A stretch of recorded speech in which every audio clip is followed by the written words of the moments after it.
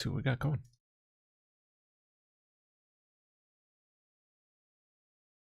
Oh, first up, I got to find y'all. Got to do that. Bring y'all. Oh, you know we voted. Of course we voted. We voted weeks ago. Darn right we voted. Freaking state. Okay. Yeah, what a train wreck this effing state, man. Oh, yeah. So, yeah, we'll see how that goes.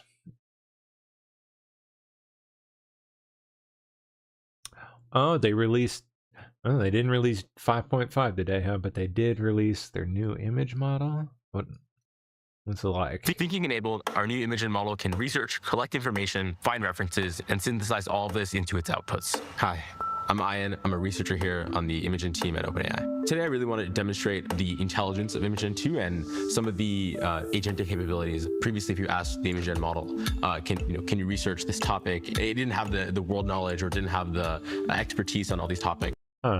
Interesting. So now I think it can actually, execute the full task. It can perform the research first. Oh, that's I can already think of a way I would use that. It can look at images, figure out what's just ran into it like yesterday and was not able to get a model to do what I wanted it to do. I mean radix. Common between them all, and it's able to generate multiple outputs that are all consistent and together tell a story. Let's take a look at some examples.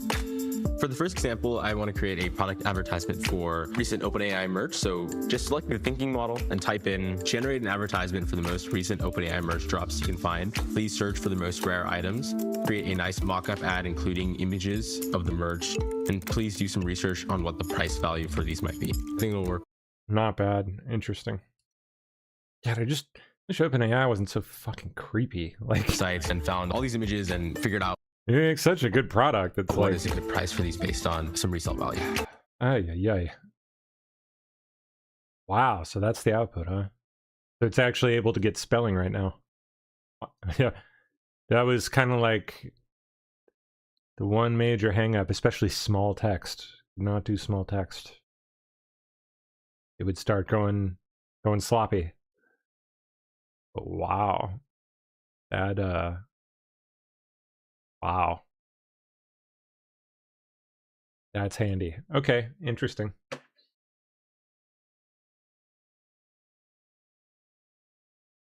No, that's not what I want. 2 CIA members, they say, died, like it's a club, and you ain't in it, died in Mexico after narco op. Yeah. So were they running the narco op or were they trying to arrest the narco op? A new bombshell reporting out now that these U.S. officials who were killed over the weekend, alleged to be U.S. embassy officials assigned there, were in fact CIA operatives who were working on a Mexican cartel drug bust. This according to the Washington Post. Now Mexico's president, Claudia Sheinbaum, says that Americans were not authorized to be in that region of the country and may have in fact violated Mexico's national security laws. No teníamos conocimiento. We were not aware of any direct work or coordination between the state of Chihuahua and personnel from the U.S. Embassy in Mexico. So we are requesting all the information from the government of Chihuahua and also from the United States government and reviewing whether there is any violation of the national security law. At this site, it was a suspected chemical drug lab run by Mexican cartels. U.S. as well as Mexican officials managed to seize chemical reactors, mixing instruments, and storage containers. That is pretty damn intricate. Gas tanks, all this in a rural part of Mexico's Chihuahua region. Frickin' jungle, man. Like where these 2 American officials and actually 2 Mexican officials also with the local Chihuahua State Investigation Agency all died. Wow. Sounds like a spicy taco right there. Yeah.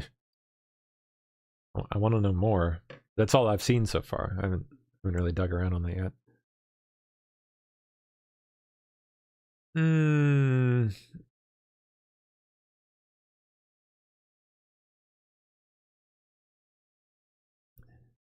Interesting. check this out. There's a prediction circulating in AI circles right now that most people are not taking seriously enough, and data says they should be, within the next year or two. If you work remotely, your company's likely, if they're taking advantage of certain technologies, going to be able to create a digital twin of you. I've gone over digital twins with you guys before and what they intend for them to do. A model that speaks like you, writes like you, basically knows everything about you, can do anything that you can do in the way that you do it, predicts how you'll likely react in any number of given situations. I mean, how you'd interact with another person in a given situation, like all kinds of stuff they can do with this. Or at the business level, you create a digital twin of a business and watch all its inputs and outputs and goings on inside, in between.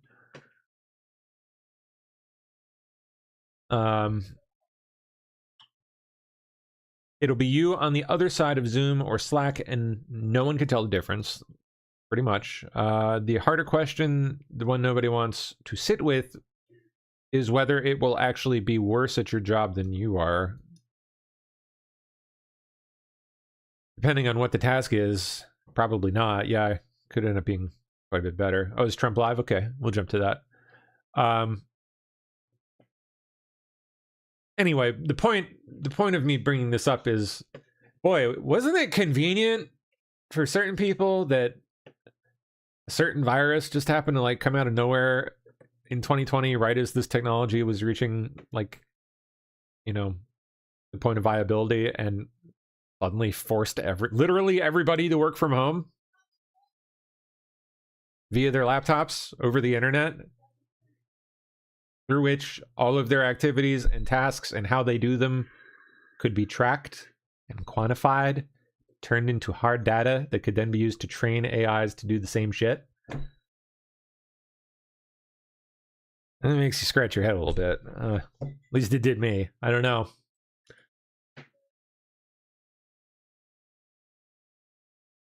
Okay, let me jump over to Trump here.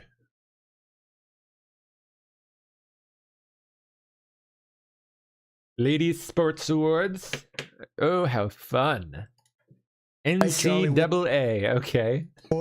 Adam Silver, this incredible group developed No men in women's sports. a strong set of recommendations, and my administration is committed to working with Congress to get them through. I signed an executive order instituting those recommendations, and it's going to clean it up a long way. It's going to take it a long way.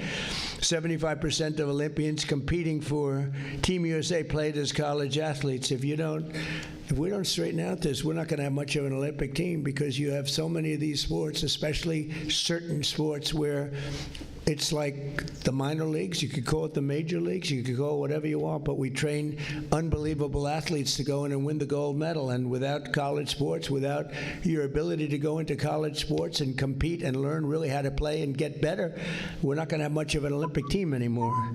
Many of America's greatest CEOs and entrepreneurs learned discipline, courage, and drive through playing sports in college. And I loved sports. I mean, I was so helped in my life by sports.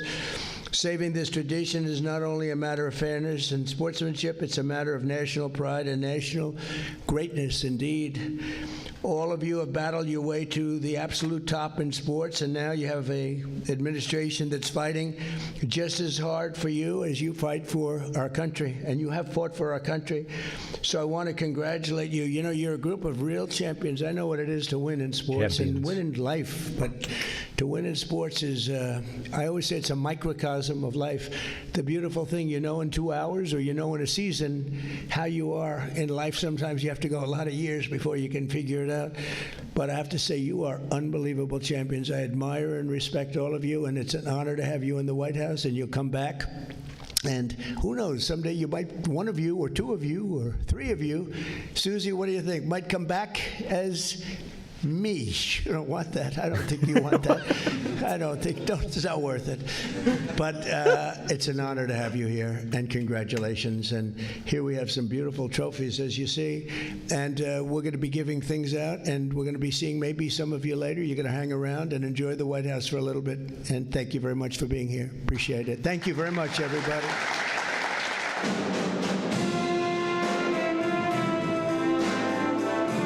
Oh, nice. Okay.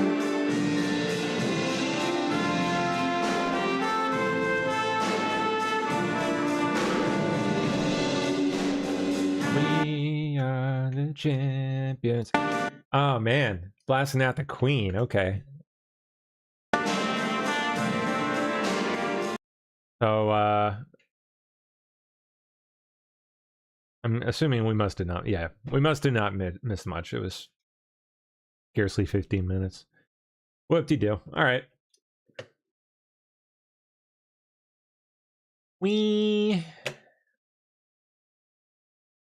All right. Where we go now? There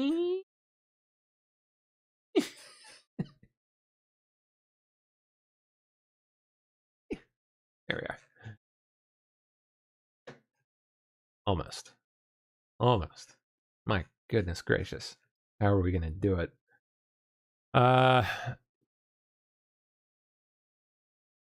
We'll do our best. Well, definitely not going to get through that. Trump on CNBC this morning for a good 40 minutes or so. Well, as I said 2 days ago when they said... We'll skip around for a minute. They won't send them, I said they'll be sending them. They have no choice but to send them. What I think is that we're going to end up with a great deal. Must be talking about to the negotiating table today. Which it sounds like they didn't show up. So much for that, I guess. I think they have no choice. We've taken out their Navy, we've taken out their Air Force, we've taken out their leaders, frankly, which I'm pretty sure I saw that like right as I was walking down, that they had last minute just about faced and said, nope, we're not coming. It does complicate things in one way, but these leaders are much more rational. It is regime change, no matter what you want to call it, which is not something I said I was going to do, but I've done it, indirectly maybe, but I've done it. And I think we're in a very strong negotiating position to do what other presidents should have done during a 47-year period. We have 47 years where these bloodthirsty people have been killing a lot of soldiers, a lot of our soldiers, and a lot of other people. They've killed 42,000 people over the last 2 months. And, you get to a point where people don't want to mention that. They don't like mentioning that. 42,000 unarmed protesters, innocent unarmed protesters, many of them hung. So we're not dealing with the nicest group of people, but we're dealing with them very successfully, and the blockade has been a tremendous success. They said 2 days ago, we will open the strait. I said, no, we're not going to open the strait until we have a final deal. No, we want to open the strait. They said, we're not opening. We totally control the strait, just so you understand, for all the fake news out there.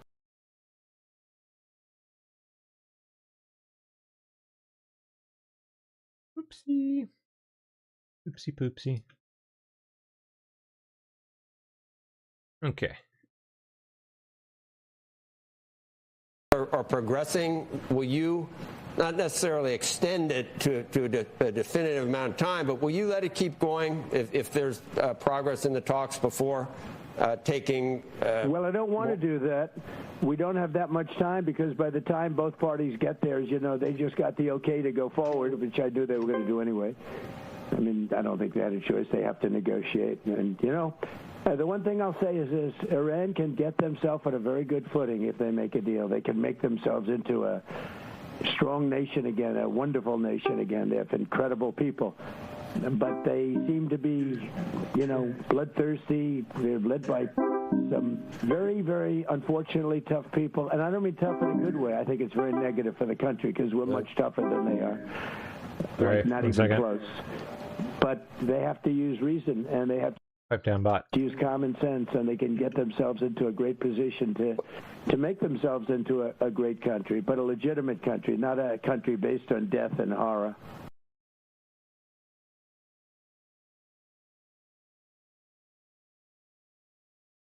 Joe Squawk. You're saying that you need at least the prospects for a signed deal today and tomorrow, or else you would resume bombing Iran. You're saying that you need at least the prospects for a signed deal today and tomorrow, or else you would resume bombing Iran. Well, I expect to be bombing because I think that's a better attitude to go in with. But we're ready to go. I mean, the military is raring to go. They are absolutely incredible. I built the military in my first term. I'm using it now. The military, when I took it over from Barack Hussein Obama, it was so depleted, so sad. And I built it in my first term. You remember those big numbers. You talked to me about it once. That's a lot of money for military. I built it. We did a great job with our military. And we're using it now and rebuilding it, too. We've done a lot of rebuilding also in my first year of the second term. But we have we have the most powerful military in the world, and everybody knows it. You're saying that you need at least the prospects for a signed deal today and tomorrow. To find out why. Yeah. Oh, talking about the Fed's renovation. Obvious fraud. We have to find out why a small building cost close to $4 billion. I mean, I don't know that I would call it a small building, but it sure as shit ain't however many $1 billion big. Not even close. We have some really we have some sheetrock walls. Build them again, the most beautiful, thick, 1.5 foot thick walls of solid masonry. They're never going to be built again. They put up 6-inch sheetrock walls, and they say, "Sir, we have no insulation. It's not in the budget." I mean, these walls, they had the best. That building was so beautiful. I would have fixed that building. I would have had it brand new, beautiful for $25 million, and they're going to spend close to $4 billion, maybe more than that. I don't know. It's not finished. In fact, I looked at it the other day. I'm afraid Kevin will have to have an office next to me in the White House because that building's not going to be done. He's not going to be able to use that building for a long time. And, he had a complaint. He said, I didn't realize this. He said the saddest thing is they ripped down the best building.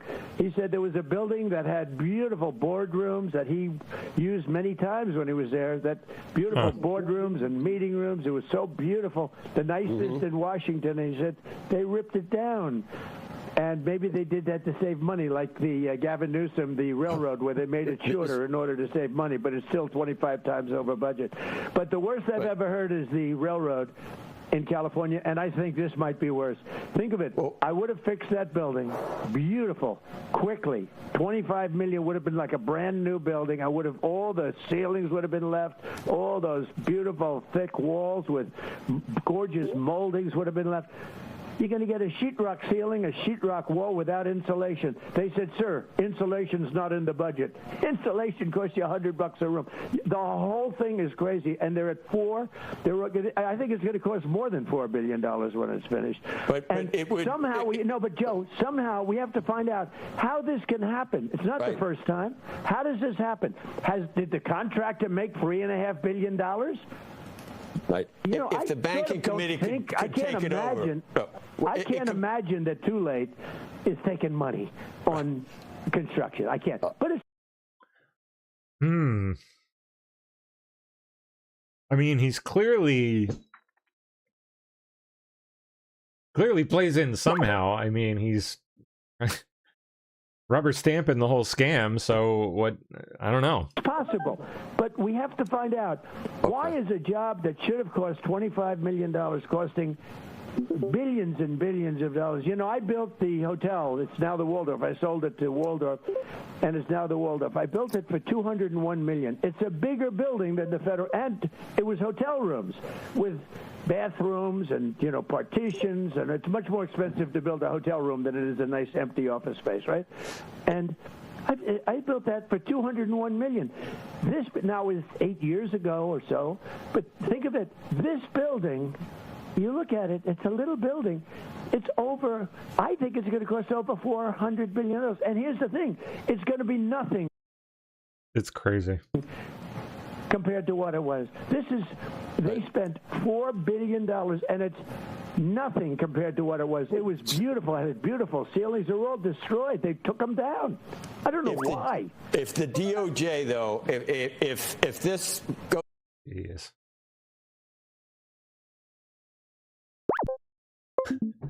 Now my other one's making noise. I don't know how to... I don't know if I've built a feature yet to like be able to turn his sound off and on. Okay. I gotta figure that one out. He's at least quieter than the other one, so...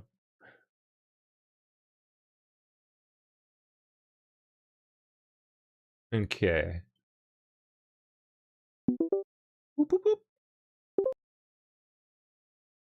With them. In fact, they came to the White House. Well, Anthropic is a group of very smart Anthropic, huh? people, but they started telling our military how to operate, and we didn't want that. And they tend to be on That's a no-no. the left, radical left, but we get along with them. In fact, they came to the office. They came to the White House a few days ago, and we had some very good talks with them, and I think they're shaping up. They're very smart, and I think they can be of great use. I like smart people. I like high IQ people, and they definitely have high IQs, you know? It's one of those things, and I think we'll get along with them just fine. So do you think a deal will be made so that Anthropic will be allowed to be used inside the Defense Department in the future? We want the smartest people. Now, in the meantime, we replaced Anthropic with somebody else. You know who they are, and they're very, very smart people. Sam Altman, a very, very smart group. We have a lot of smart groups. We have some brilliant people. We have the most brilliant people in the world. President Xi told me that. He said Silicon Valley. He called it Silicon Valley. During a conversation, I have a great relationship with him. He said, you have the smartest people in the world. And we do. You take a look at what's happening with Jensen and all of these people. And it's a great honor to be working. I think Tim Cook, I see he's retiring. I wrote a piece about him today. And I got to know him very well. I like that noise. That's a good one. He's a fantastic person. Did an unbelievable job. I like the sound set on this one better than the other one I made. This one's nice. I like it. And I say it respectfully, but if Steve Jobs had lived and ran the company, it might I like that. have done good, but it wouldn't have done, I think, nearly as good as the job Tim has done. And I got to work with Tim, so I really know it. I know what I'm talking about. He's a very unusual guy. He gets things done. Yeah, Tim Cook's out. Man. I didn't know that he was ever going to let that shit go, but guess he did. He's out. Guess he was kind of getting up there in age, though, isn't he? Gonna be like getting close to 80, right? 70s? No, wow, 65. Looks older than he is, I guess.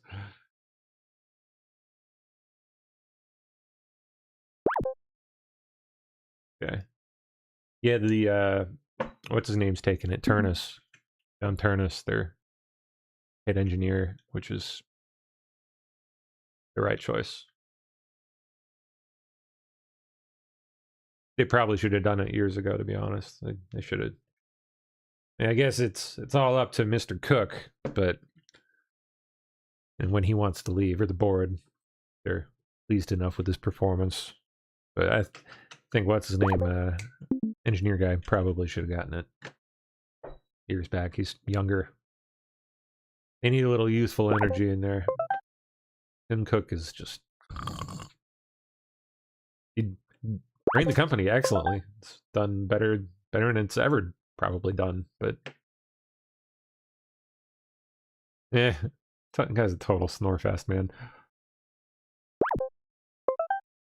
I mean, the market's... Okay. Spirit's in trouble? Spirit Airlines? Oh, I bet they are. I don't mind mergers. I think I'd love somebody to buy Spirit, as an example. Spirit's in trouble. And I'd love somebody to buy Spirit. It's 14,000 jobs. And maybe the federal government should help that one out. I told my people. But with American, it's doing fine. And United's doing very well. I know the United people, they're doing very well. I don't like having them merge. It's just like all of these aerospace defense companies and aerospace companies. We used to have hundreds of them, and now we have like a very small number. And you get one bid, and it makes them lazy. I don't mind merging. Yeah, it does. He is darn right. Spirit's a joke. Like literal, actual running joke. Anyone that's ever flown an airplane probably knows how bad Spirit sucks. They're terrible. U.S. judge blocks actions taken by Trump admin that halted the permitting of wind and solar projects.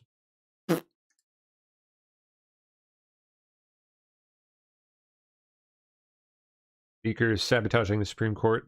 What, more leaks now? Oh my gosh. Again? Third in 4 years. What was it this time? Court memos from back in 2016, a decade ago. This marks the third leak in 4 years. Now court watchers are, excuse me, again asking who's behind it and who is benefiting from this. David Spunt joining us live from Washington with more on this. Hi, David. Hi, Bill. All great questions. The Supreme Court is supposed to be the government's most secretive branch, but another leak is now taking center stage, calling into question a court known over time for running a tight ship. The New York Times publishing internal memos from the court sent privately among the 9 justices. They focus on a 2016 case challenging then-President Obama's environmental agenda. Still on the court at the time, Justices Breyer, Ginsburg, Kennedy, and Scalia. The newly published memos illustrate a major evolution into what's being known as the shadow docket, where emergency appeals, typically dealing with temporary enforcement, are quickly decided by the justices without a full briefing or oral argument.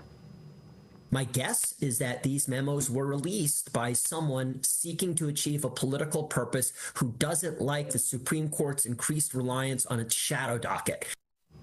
We've seen a lot more shadow docket activity over the past 10 years. It's the latest look at the court's mysterious inner workings following the 2022 leak of the so-called Dobbs decision, which overturned Roe v. Wade. Several months before the June release, Politico published a key draft copy of that abortion rights ruling. Leaks are becoming more and more common at the court. Justice Scalia used to have a very stern talk with new clerks, and he would say, if you ever leak information now or any point in your lifetime about what happened in this court, I will hunt you down and destroy your career.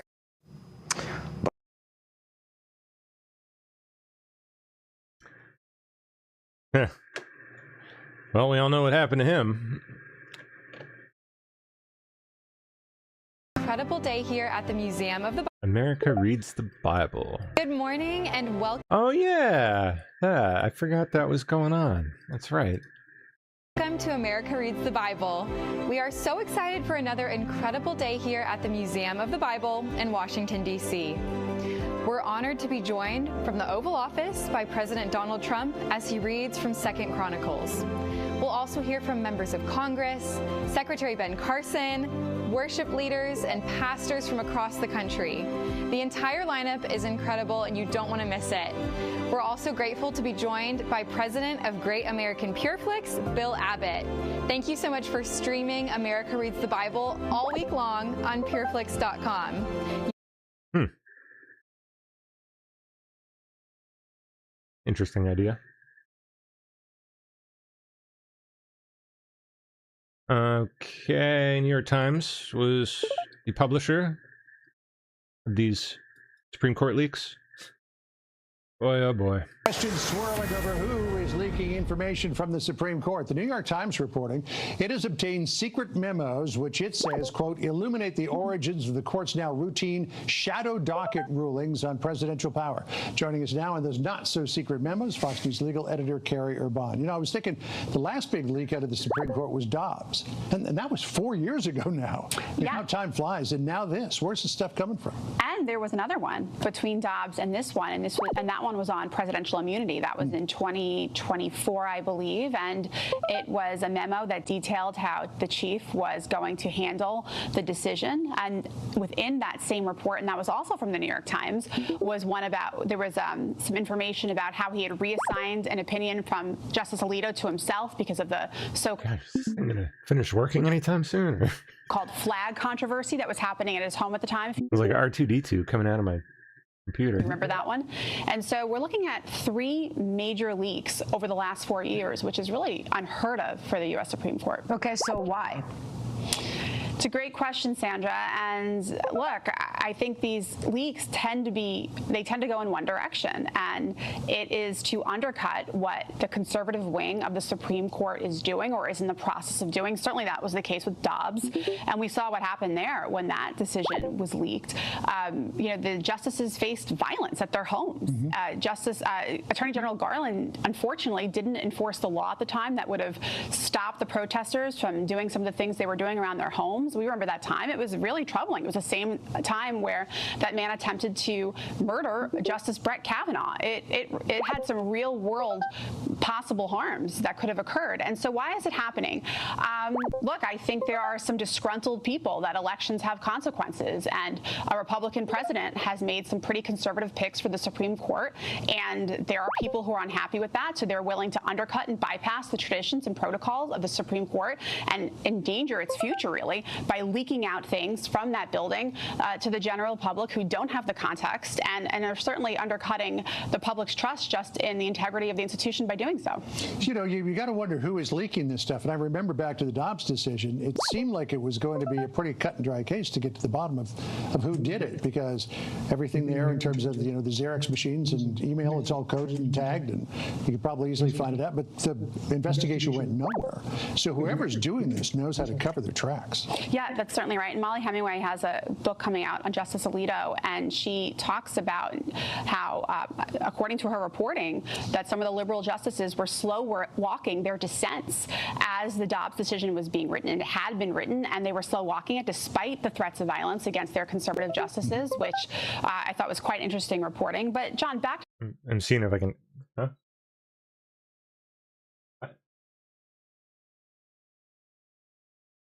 Oh, okay.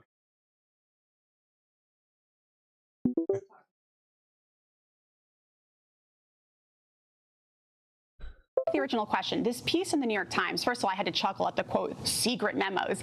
You mean confidential memos, which is what it's supposed to be. Justices have to be able to speak in candor in order to have decisions and do what they do. And it's a general criticism of this thing called the shadow docket, which is the emergency docket. It's how the Supreme Court deals with emergency requests. What are emergency requests? Well, we have seen the lower courts over and over again blocking the Trump administration from every single thing they try to do. They put a halt on it. So one option that the Trump administration has had, and also previous administrations have had, is to go straight to the Supreme Court and ask the Supreme Court, can you unblock the lower court from blocking us so that the policy goes into place as the case is litigated on the merits? So in this particular administration, this Trump administration right now, the Supreme Court has done that for the administration, I think about 20 times. I think people are upset about that. And so what this piece does is say, well, guess what? You know who created this whole thing? It's Chief Justice Roberts when he tried to stop, when he did stop President Obama from implementing, his big clean power plan, which was a big deal to him. And so I think the point of the New York Times in the leaking of this and the presenting of the story is to say, look, they were willing to stop executive power when they didn't like it, but here, when it comes to Donald Trump, they're allowing him and his policies to go. Well, this can't be.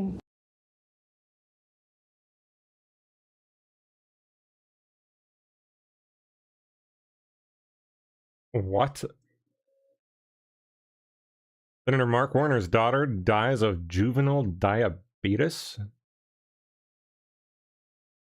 You can die of juvenile diabetes? Where's Wilford Brimley?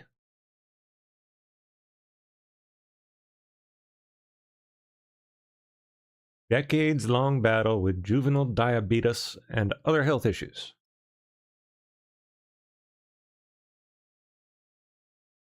Gotta watch out for the beatus, man.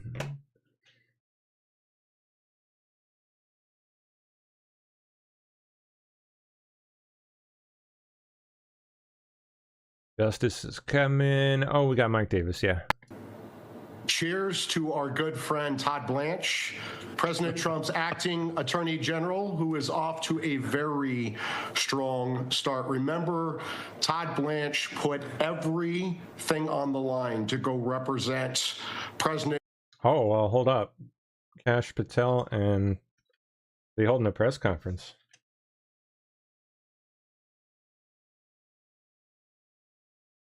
Yeah, Southern they are. Poverty Law Center was Bada trying- bing, there we are. Speaking of, Blanche and Cash Patel here, live right now, about 5 minutes ago.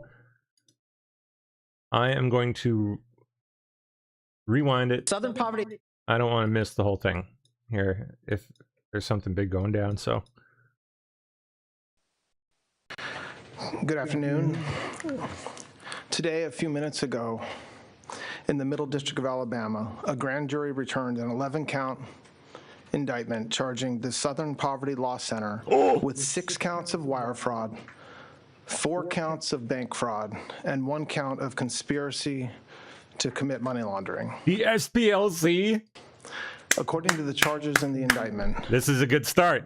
The SPLC is a nonprofit entity that purports to fight white supremacy and racial hatred by reporting on Total joke. They just hate white people. extremist groups and conducting research to inform law enforcement groups with the goal of dismantling these groups.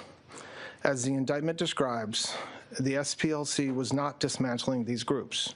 It was instead manufacturing the extremism it purports to oppose by paying sources to stoke racial hatred. I guarantee you those scumbags had a page on me.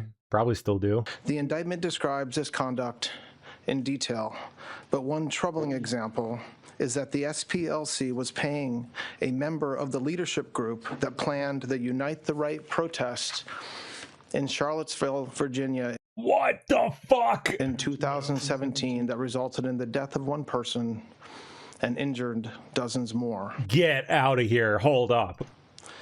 This particular person being paid by the SPLC. Who was it? Allegedly received approximately $270,000 over the course of 8 years. Holy guacamole. I gotta go tell Ray. In total, according to the indictment, between 2014 and 2023, SPLC paid at least $3 million to 8 individuals at least. These individuals were affiliated with the Ku Klux Klan, United Klans of America, National Socialist Movement, Aryan Nations Affiliated Sadistic Souls Motorcycle Club, the Nationalist Socialist Party of America, Nazis, and the American Front. Now, as the indictment lays out, after SPLC paid members of these extremist groups, it created work product that reported on these activities that the members participated in or contributed to. And to that end, it was doing the exact opposite of what it's told its donors it was doing. This is fantastic. Not dismantling extremism, but funding it. What do you want to bet? Unite the Right wasn't the only one. What do you want to bet there were others on the payroll? To carry out this scheme, over the SPLC created... Jake Lang. Who else? Patriot Front. Bank accounts in the name of at least 5 completely fictitious organizations that had no bona fide employees or legitimate business purpose. The money was passed from SPLC to one sham account to a second sham account and then loaded onto prepaid cards to give to the members of the extremist groups. This was designed to shield the source of those funds, and because of this, SPLC is also charged with 1 count, as I said earlier, of conspiracy to commit money laundering. In conclusion, I want to thank the acting U.S. Attorney in the Middle District of Alabama, Kevin Davidson, who's in his district right now and not able to be with us, for bringing this important case, along with the FBI team in Alabama for their hard work during this investigation. This investigation is ongoing, and I'd like to ask Director Patel to say a few words as well. Thank you, General Blanche. What we're here today is to announce what the General just told you. The Southern Poverty Law Center, in a massive, sweeping indictment, has been charged with allegations of fraud and using the banking system to perpetrate that fraud. I just want to talk about a couple of brief things here. The Southern Poverty Law Center themselves advertise to raise money to dismantle violent extremist groups for a period of at least a decade. They use their donor network to raise money to purportedly dismantle violent extremist groups. However, the SPLC, the Southern Poverty Law Center, used the money they raised from their donor network to actually pay the leadership of these very groups. I just want to say that again. They used the fraudulently raised money by lying to their donor network, thousands of Americans, to go ahead and actually pay the leadership of these supposed violent extremists. I should be able to mute my coding agent here now. Give me a second. Groups. I think I built the future.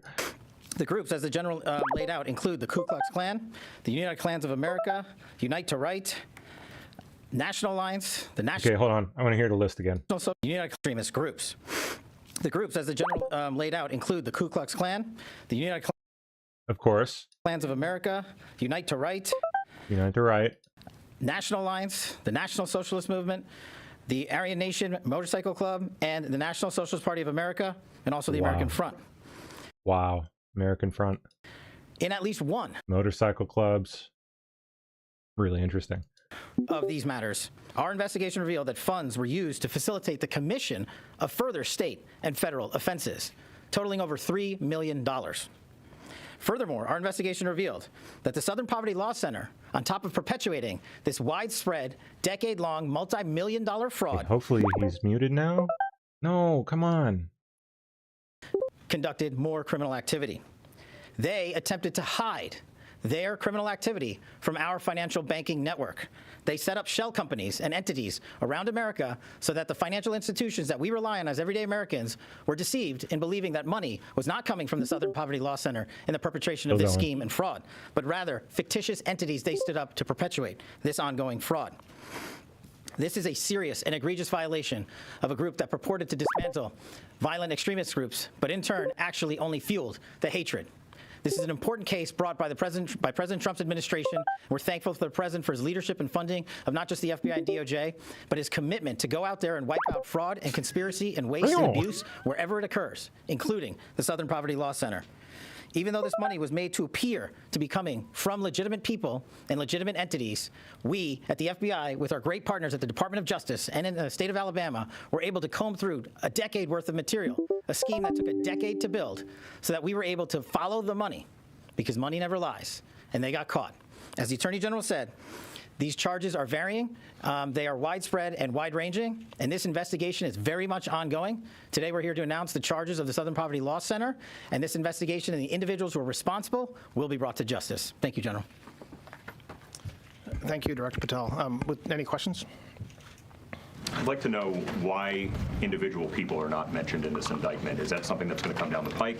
Is this just an indictment of the entity? Can you kind of explain, could people face charges here, or is this the indictment and you're done? So, yes, I mean, as we said, the indictment, this investigation is very much ongoing, and today the grand jury returned an indictment against only one entity, the Southern Poverty Law Center, and we'll go from there. But as you'll see from the indictment itself, it should be obvious from the indictment that the investigation is ongoing. I just want to make sure I understand. You're alleging that the Southern Poverty Law Center was paying the leaders of KKK and other groups to continue their operations? Is that? Yeah, it's self-serving. Of fucking course they were. Not alleging it. The grand jury returned an indictment that says that. And so what the investigation it perpetuated their entire business. Found, according to the indictment that was returned today, is that they were paying. So the Southern Poverty Law Center is raising money, asking folks to give them money. It's like the perfect racket. Dismantle racism, and over a very long period of time, they were using some of the money they raised from donors to pay to, like, literally straight up like a protection racket. They called them field. Oh no! Look, the racism we just caused. You better give us money. You know, basically to informants. It's insane. For information, for access, to just pay them for certain to do certain things, and so yes, that's exactly what the indictment charges. I was wondering if this is going to expand perhaps to more groups. Perhaps there's been a lot of accusations about particular groups like the Patriot Front that get a lot of traction, and more so is the government, or is this indictment, I should say, making the case that some of these matters where they've tried at great lengths to sort of make connections to people on the right, Charlottesville was very much associated by the media with being sort of like part of a right-wing kind of thing. They're like good people on both sides type of thing. I mean, are we seeing a sort of the Southern Poverty Law Center was trying to create narratives using these types of groups to obviously to shape American. Why else would they be paying them gobs of money? opinion? Look, I think what the Southern Poverty Law Center has said over the years is available for the world to see. It's on their website. It's in other forums. The indictment speaks for itself. I'm not going to talk outside the four corners of the indictment. It lays out what the grand jury found, and obviously there's a whole body of public information around what the Southern Poverty Law Center has done over the past several decades. I mean, in some of these instances, these are groups that have been either their membership has been dismantled or they've definitely fallen out of public view. I'm just wondering the legal theory of how, these payments allegedly went on to actually benefit the groups. Did you see the money go to the groups themselves rather than just the individuals who were paid informants, essentially? And then I have an off-topic after. So look, I want to be careful to keep any comments that we make inside the indictment. And so what the indictment lays out is payments to individuals who had leadership positions within these organizations, if that's what the grand jury found. And so to the extent that those individuals receiving, one received over $1 million, okay, to the extent over several years, to the extent that there's any link between that individual receiving the money and benefits to that organization, that's not in the indictment, but because again, it's not that individual who's charged with a crime, it's that individual was an informant or what have you, and it's Southern Poverty Law Center that made those payments to the individual, but it wasn't, look, the payments were not made to these individuals in exchange for a service separate and apart from their work within these organizations. So, that's I think speaks for itself. I cannot wait to hear the details of this shit, dude. Atlantic article that's now a subject of a defamation lawsuit brought by the FBI. Absolutely did not read that article, but go ahead with your question. I mean, in fact, let me see if we can find any documents while this is playing in the background. Obviously it's up in litigation now. Have you separately just heard any concerns, given your supervision over the FBI director, about any problems with drinking? I have a lot of concerns, and my concerns are completely around the anonymous reporting that comes forth constantly. That reporters have an obligation to report, and they have due diligence that they're supposed to do. And when an entire article is based on anonymous sources, and there's things in the article suggesting, for example, apparently that senior DOJ personnel were informed of something, that's me. I wasn't informed. No one called me about that. So, listen, I did not read that article. It is the subject of litigation, but I've already spent too much time talking about it. Next question. Go ahead. On that, Todd, I'm sorry. The FBI director is on camera with the U.S. Olympic hockey team chugging a beer. I mean, do you think that that's appropriate conduct? I'm not seeing any release of documents just yet, but I bet it's coming. For the FBI director. That has nothing to do with the article. I mean, look, there's complete hit pieces, and you guys are in this business, and you know what they look like, and the fact that you're asking repeated questions about them almost as an admission of such. But when you have a bunch of people who are hiding behind closed curtains, saying things but not willing to say it publicly, and there are certain parts of the article that are blatantly false because apparently I was told something that I wasn't, it's suspicious. In the back. Thank you, Mr. Acting Attorney General. Can you explain again what the fraud is here exactly? Are you saying it's illegal for the SPLC to pay money to people that are in hate groups, or something about the way this was done makes it illegal? Because it's not automatically illegal, is it? No, that's right. It's a good question. So, and again, I summarized the indictment, and it's now public for everybody to read. But the Southern Poverty Law Center is a 501c3. Okay, they're required to, under the laws associated with a nonprofit, to have certain transparency and honesty in what they're telling donors they're going to spend money on, and what their mission statement is, and what they're raising money doing. And so, as the indictment points out, there's different ways that they raise money, and in no fundraising efforts that the investigation found did they say, oh, and by the way, we're going to give $1 million to the Ku Klux Klan. So that's fraud. So that's wire fraud. So, and then the bank fraud part of it is you have KYC, you have an obligation to tell your financial institution what the corporation or the entity that you're opening an account for does. And the allegations in the indictment are that these were fictitious companies that were set up, and so there was certain information sworn to. Gee, why would you do that, I wonder? SPLC executives about what the entities were doing that we allege is false. Can I just follow up on? Can I have one follow up, Mr. Go ahead. On the hiring of Joe DeGenova to work for the department, can you just tell us a little bit? Oh, DeGenova got hired? When did that happen? I understand you went down to Florida, perhaps to take part in his swearing in or bring him on board. Can you explain why he's being brought back to the department? Interesting. After 40 years? So, I mean, look, I think that That's just too interesting. Everybody in this administration, whether it's Department of Justice or elsewhere, we're always looking for good people. And he's somebody who has a deep bench. As you said, he's been in this business for decades. Yeah. And when we had the opportunity to ask him to join the team and help, we readily did. I have an on-topic and an off-topic, if you'll allow me. Are you able to explain a little bit more about what led to this investigation? Were you guys tipped off by a former employee, or how did you guys discover this? No, I can't talk about that, but it's been going on for a long time. There was a time that it was shut down for a while during the last administration. I don't know why, and it was started again over the past year or so, and that brings us to today. I'm sorry, you mean the investigation began before this administration and then was shut down during the Biden administration? That's my understanding. I don't have information beyond what I just said around that. I wanted to ask about the John Brennan investigation. If you can explain why the career prosecutor who had been leading that investigation was removed, and if you have or had concerns that investigation is not moving quickly enough. I don't have any concerns about that investigation. And again, the reporting around that really is just a source purely from leaks and not actually accurate reporting is not something I'm going to comment on and never will comment on. Could I ask you just to clarify one thing? Obviously, the Bureau had a long relationship with the SPLC. Is it your understanding that the previous leaders at the Bureau knew this was happening and didn't view it as a crime? Or is that the Bureau didn't... Big question kind of hanging in the air. Bingo. ...not know this was happening? We'll go take a look at who the SPLC partners with after this. It is my understanding that SPLC never told anybody in law enforcement that they were paying off the Ku Klux Klan, and I don't think that should surprise anybody. At least not officially. Thank you, Mr. Acting Attorney General. I'd like you to both weigh in on a recent memo from the Office of Legal Counsel declaring the Presidential Records Act unconstitutional, so saying that presidents no longer need to preserve their documents or return them to the government. What do you say to critics who suggest this basically eliminates transparency and accountability around how a White House operates, especially given how much time you guys were spending investigating the previous administration? Well, look, I think there is no dispute that this administration in just 14 months has been a lot more transparent than the last administration or in any administration. So if critics are suggesting that somehow we're not being transparent, I don't find that credible in any way, shape, or form. As far as the recent OLC opinion regarding the PRA, that is something that has been heavily litigated in D.C. and elsewhere, and OLC issuing that is not the first. That's not the first place that you see that it's unconstitutional. I mean, I think there's a lot of places that you can go to think through why that is. The memo speaks for itself, and I don't have much to say about it beyond that. Yeah. Do you want to weigh in on that? The president has this pending billion-dollar lawsuit against the IRS. He sort of said that this is like he's negotiating with himself. How can you assure, is there anything you can do to assure the American people that taxpayer dollars are being protected? How are those negotiations being handled?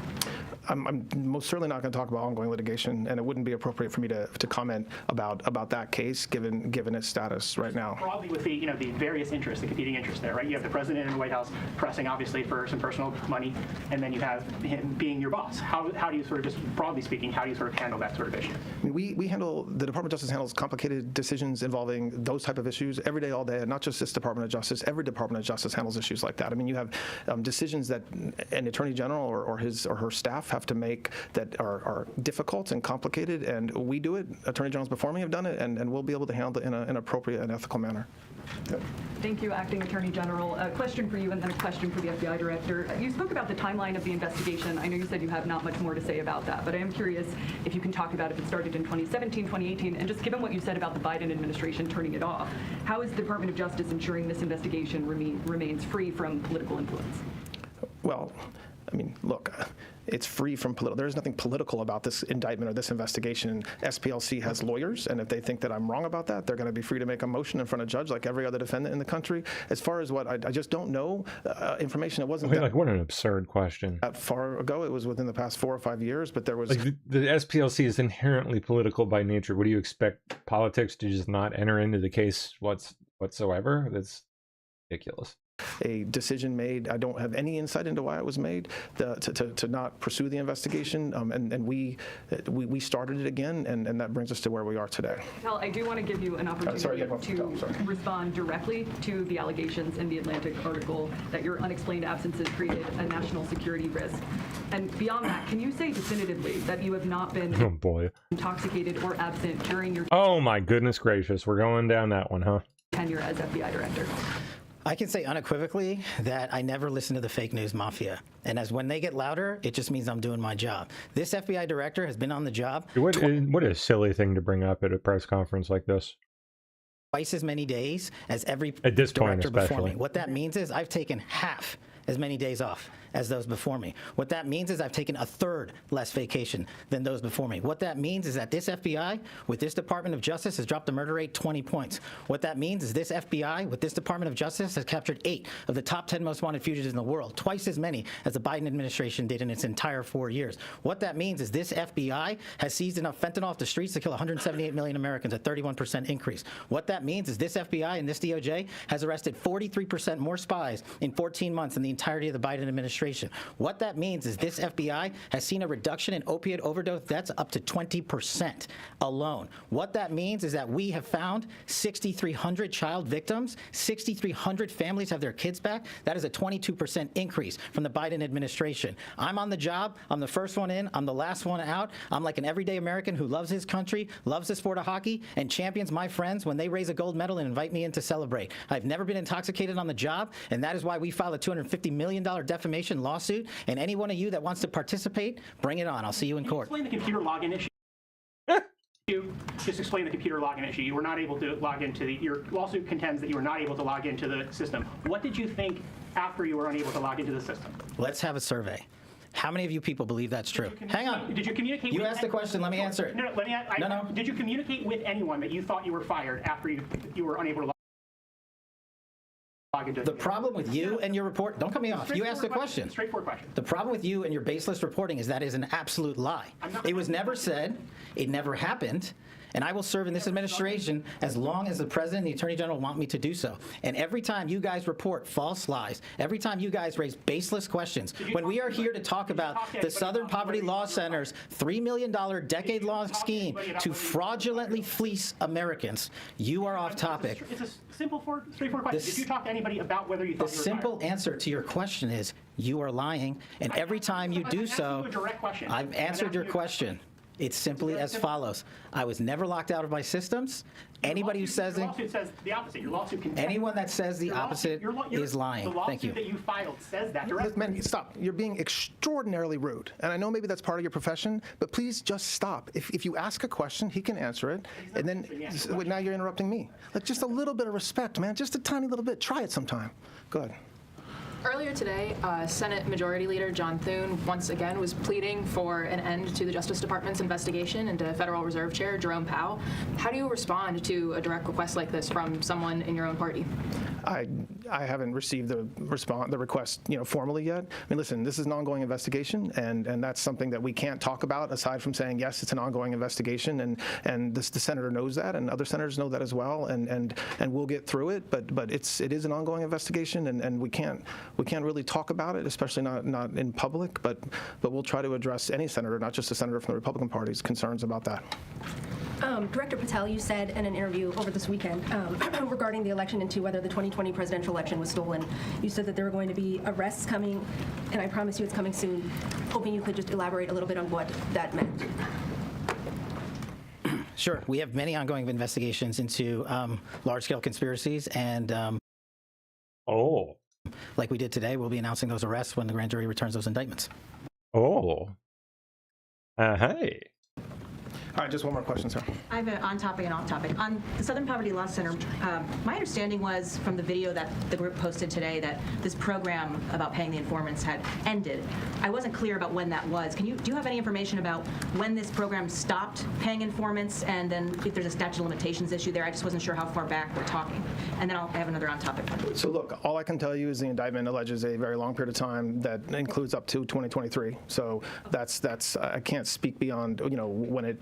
If anything has been happening since then, just what the grand jury found. Okay. And then I also wanted to ask a follow-up on Joe DeGeneva.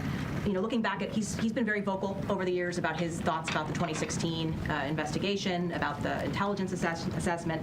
One quote that he said in an article in 2020 was, "There's no doubt John Brennan was the primogenitor of this entire counterintelligence investigation. It was John Brennan who went to James Comey and basically pummeled him into starting a counterintelligence investigation against Trump. Brennan's at the heart of this."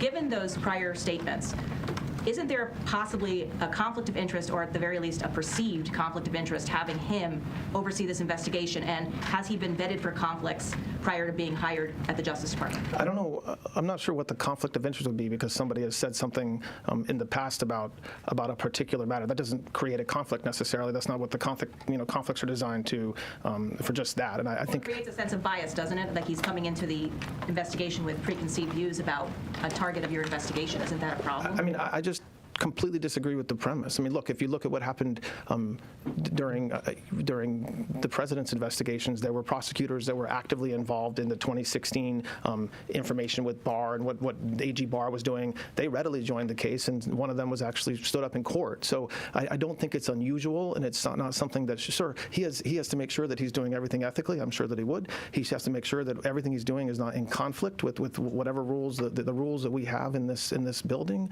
But the mere fact that he has spoken about his perception, he didn't have access to grand jury information. He didn't have access to witnesses, and so like any prosecutor, I expect that he will follow the facts, and those facts come from witnesses and grand jury information. All right, thanks a lot, guys. I appreciate it. One more quick one.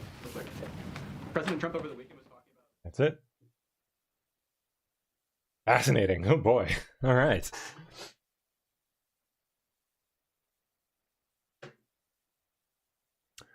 Sounds like more coming pretty soon, I think, was kind of the gist I was getting there.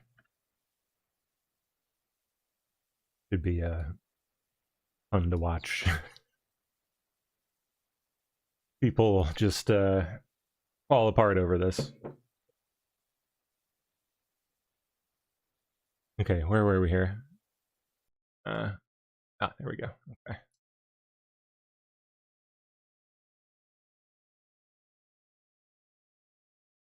So, yeah, Joe DeGeneva, as of yesterday. That is interesting. So Joe's going to go work for Jason down in Florida, and Todd and Jason and Joe are going to deliver justice. Like we've been saying for a long time on this show, sometimes justice getting delivered takes more time than we'd like. But it's definitely coming. Justice is definitely coming. Joe DeGeneva. People gotta remember the extent and scope of. We don't even know how many cases this will end up being. Like countless, I'm sure. That does not just come together overnight, let alone in the span of a year.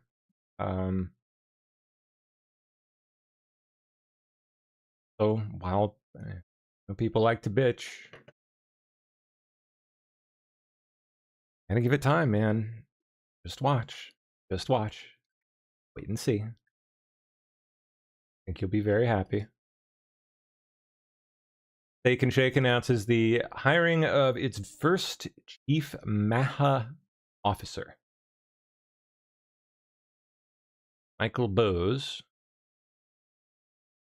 Okay. We're gonna make health a priority, I suppose. All right.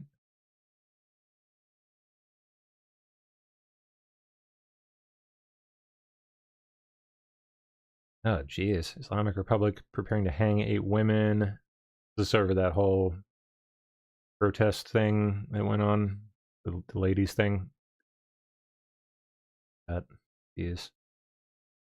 Okay. Fed Chair nominee Kevin Warsh on Capitol Hill. Oh, he was in the hot seat today, huh?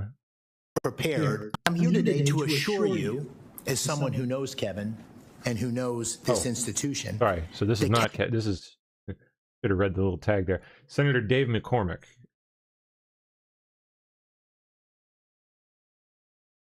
Testifying on his behalf, I guess. I don't know.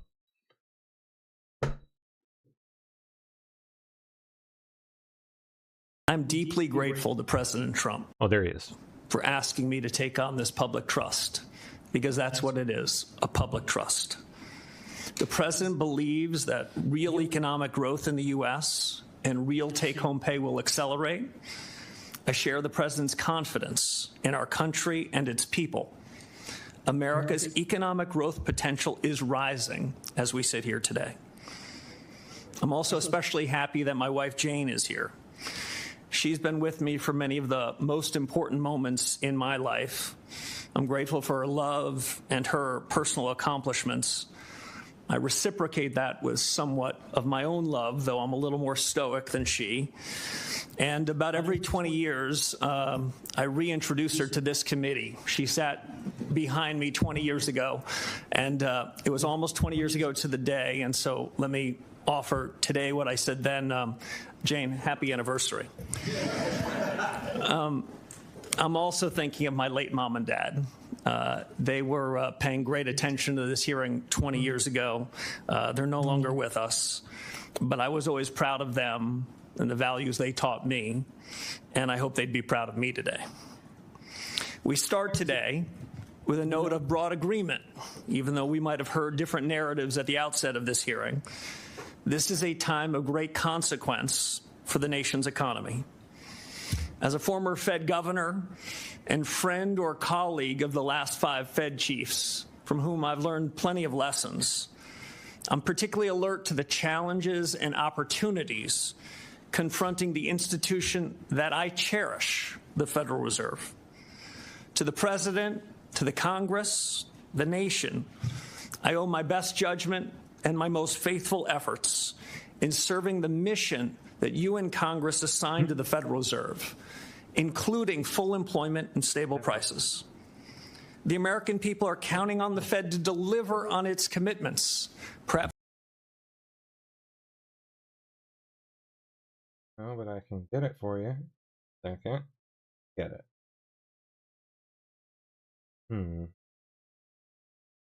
Yep.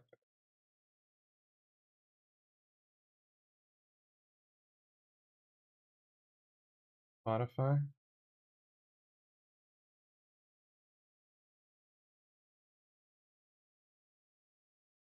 Aw.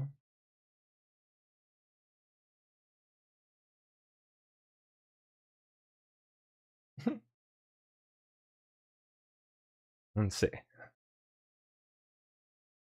Yeah, this is my second phone, so you can use this one.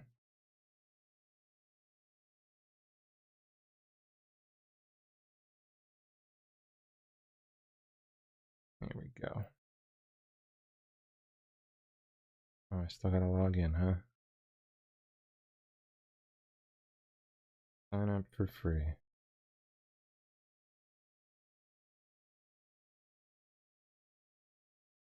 When's my fake birthday? Today, back in 2002.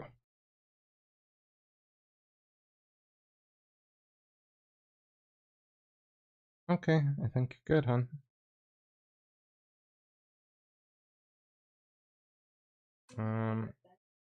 Choose 3 or more artists you like. You can do that. You know what you like, miss. Go on. All right.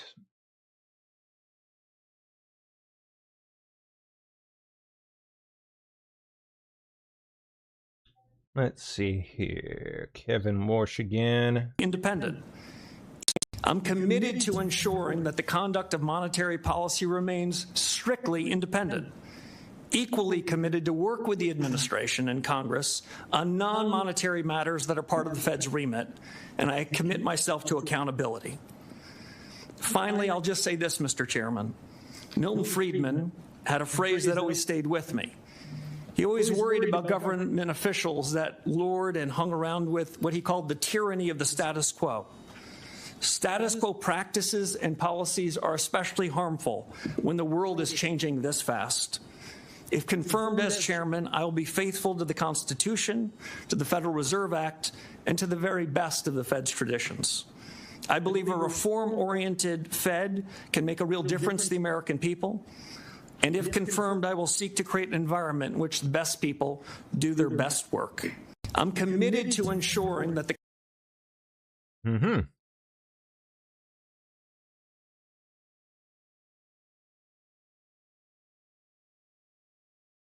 Okay. Oh boy, Warren got her digs in. Well, damn, I just want to know more about this SPLC shit, dang it. Give me the goods, bro.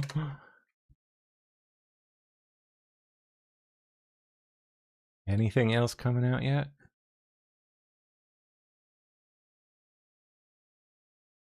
Love to see the charging documents and whatnot.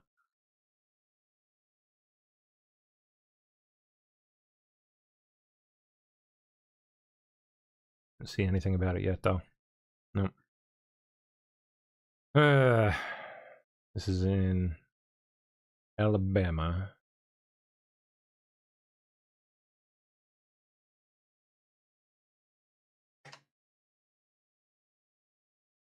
Wire fraud, bank fraud, conspiracy to commit money laundering.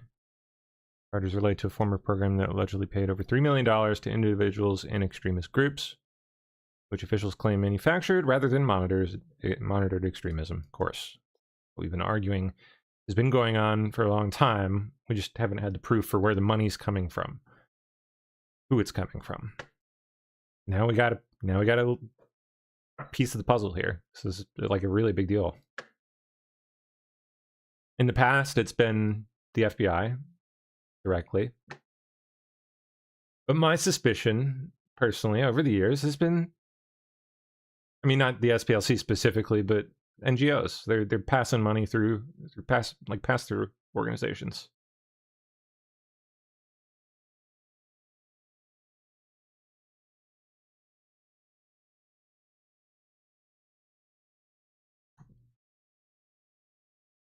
Here we go. Here's DOJ's post on it. Okay. Between 2014 and 2023, SPLC secretly funneled more than $3 million in donated funds to individuals who were associated with various violent extremist groups, including the KKK, UKA, Unite the Right, National Alliance, National Socialist Movement, Aryan Nations, and some motorcycle club. The National Socialist Party of America, American Nazi Party, and American Front. Oh, it's a scam call. Just don't pick those ones out. Just red button. Ignore. Yeah, that phone gets a lot of scam calls.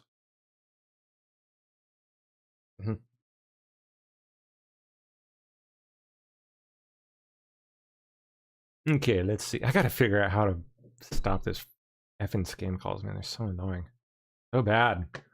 It's like it's literally every freaking 5 or 10 minutes, just non-stop. All day and all night.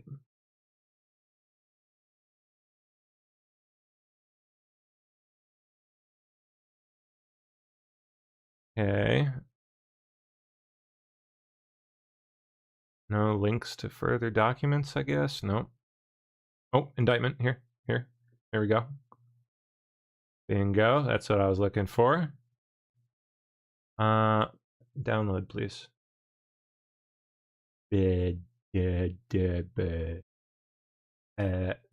there's the save. Thank you. All right, let's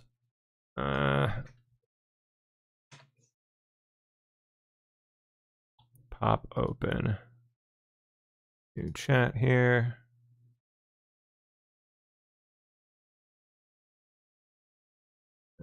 And we'll add that in.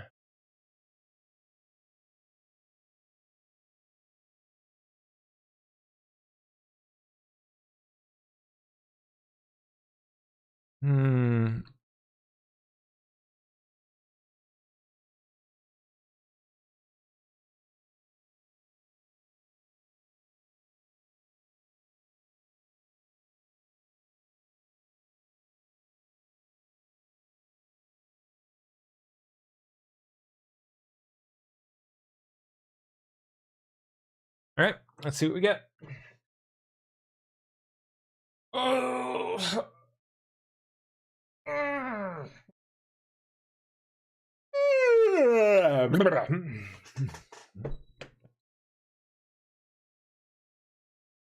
Okay. Specific informants named. Here we go. 4 allegations. Indictment alleges the SPLC ran a covert network of paid informants referred to internally as field sources, or Fs, starting in the 1980s. They had like some internal shorthand for this. Weird. These informants were embedded within or associated with violent extremist groups, such as the KKK, Aryan Nation, and National Alliance.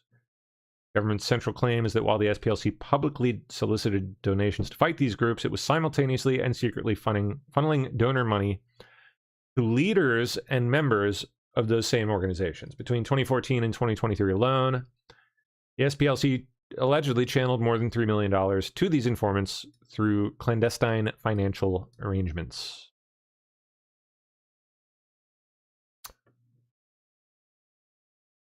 Indictment details several individual informants and their activities. F-37, here we go, Charlottesville, was a member of the online leadership chat group that planned Unite the Right. Oh, man. Oh, wow. This person attended the event, made racist postings under SPLC supervision. Like, they told him what to say. And helped coordinate transportation for attendees. The SPLC secretly paid F-37 over $270,000 over the span of about 8 years. F9 was affiliated with National Alliance, a neo-Nazi org, and served as an informant for over 20 years. SPLC apparently paid F9 more than $1 million over roughly the same time span, just under 10 years. Wow. In 2014, F9 allegedly broke into the headquarters of a violent extremist group and stole 25 boxes of documents. A high-level SPLC employee who knew the documents were stolen used them for a hate watch story. Another informant, F-39, was paid approximately $6,000 by the SPLC to falsely take responsibility for that theft.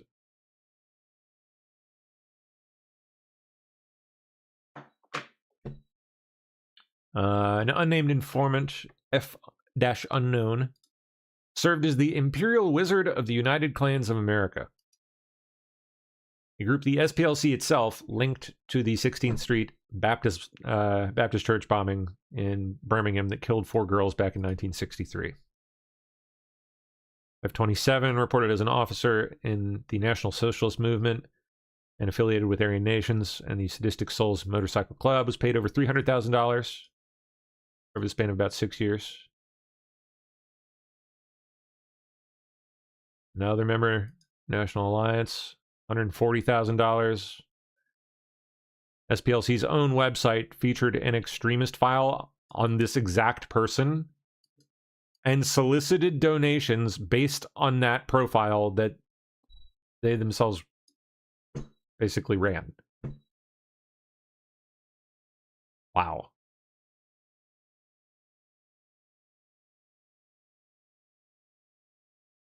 Jeez, dude. 160,000. Former Grand Wizard of the Knights of the KKK.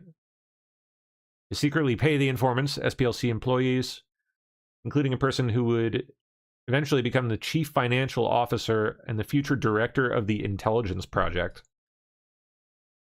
Opened bank accounts under fictitious business names at 2 banks. These shell entities included Center Investigative Agency. Yeah, that's right. The CIA. Fox Photography, Northwest Technologies, Tech Writers Group, and Rare Books Warehouse. None of these entities were ever incorporated, had real employees, or conducted actual business. Accounts were opened as early as January 31st, 2008. Interesting. Using false sole proprietorship resolution of authority documents signed by employee 1 that misrepresented the ownership and control of these entities.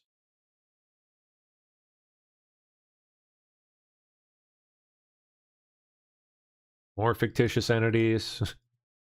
Imagery Inc., J&J Electronics, Kelly's Marine, Turner Personnel, Rare Books Warehouse.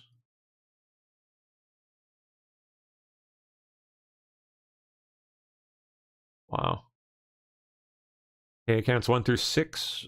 SPLC allegedly devised a scheme from 2014 through August 2023 to defraud donors through false representations about how their money would be used. Yeah, I'd say.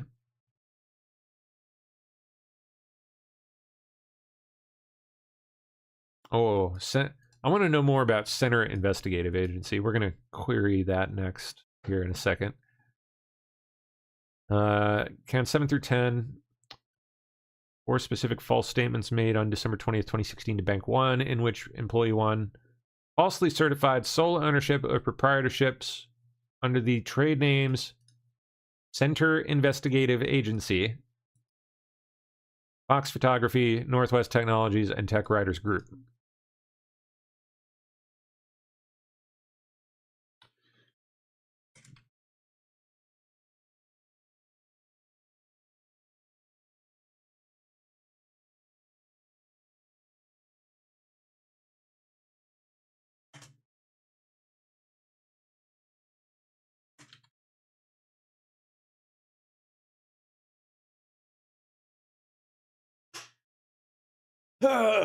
Let's see. I want to know who the employee was, first of all. It shouldn't be too hard to figure out. That it was a person, became CFO, and then was it later a leader of the intelligence department or something? Yep, would later become CFO. Shouldn't be too hard to figure out who that is, and maybe dig around in their past a little bit and see who they might be connected to.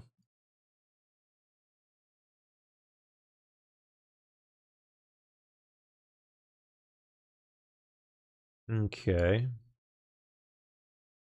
Center Investigative Agency, abbreviated CIA in the document. I don't think that's a coincidence. I think the DOJ is making a little joke there. It was one of at least 5 fictitious entities created by SPLC employees who covertly funneled donor money. The CIA account served as a central intermediary in the money laundering scheme. Funds flowed from the SPLC's main operating account into the CIA account, and then were distributed to other fictitious entity accounts, Fox Photography, Northwest Tech, and Tech Writers. From those downstream accounts, money was then paid out to the informants.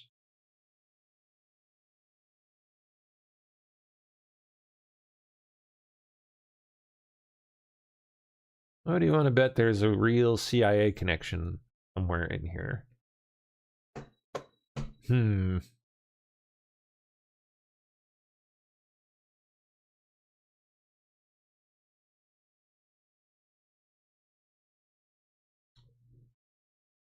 Okay. Who is the most likely candidate for?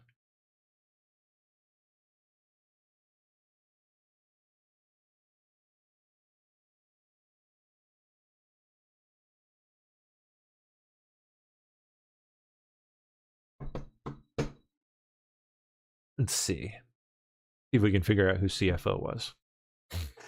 Employee One. That's what they were called, right? Yeah, Employee One.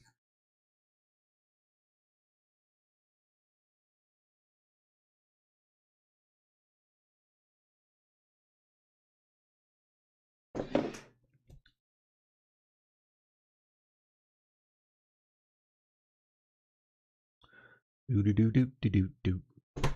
Boop boo.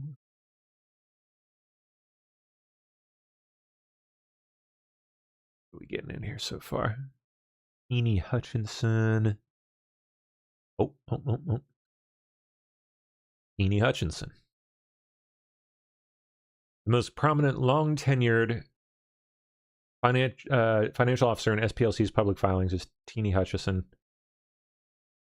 who held the title of Secretary and Treasurer and was listed among the organization's highest compensated employees. in 2020 Form 990 data.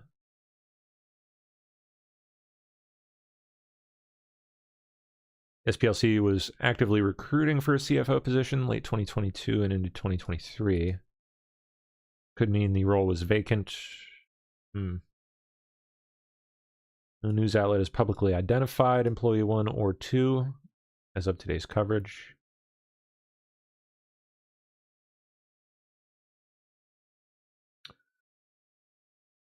Okay. Well, let's check out this Eenie.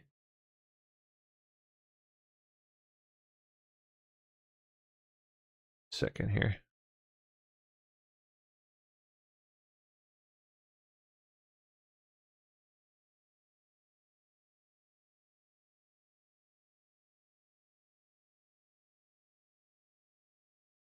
Oh.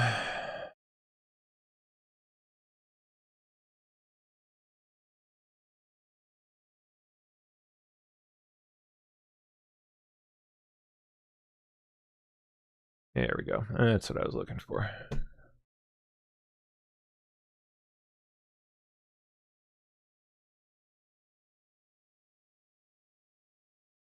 Might already have it added.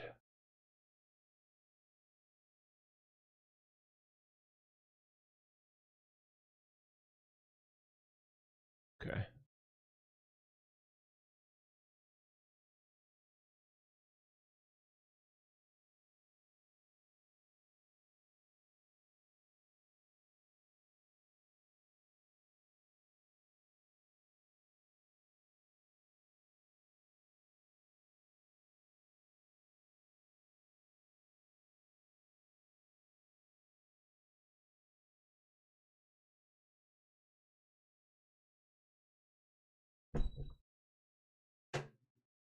See. And who was the other one? Employee 2. Either Mark Potok or Heidi Bierich.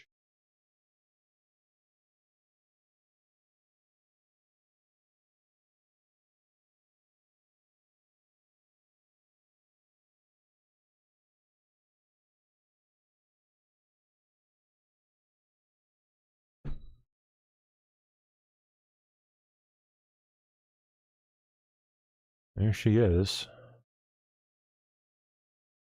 You still with them? Ah. Here she would indeed still be. CFO.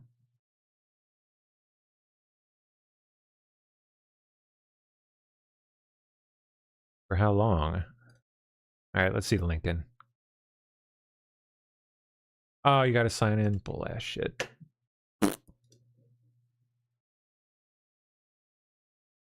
Alright, well, did we get anything back here?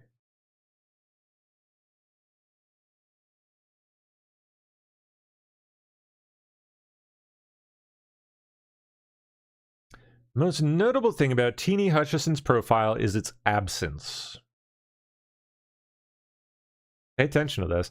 She oversaw the finances of an organization with nearly $700 million in net assets, over $130 million in annual revenue, and 475 employees, yet she's essentially a ghost online.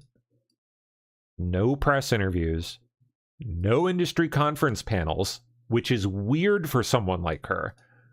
No alumni associations, really weird for someone like her. No professional society memberships, weird for someone like her. Like, all those in combination, seriously weird.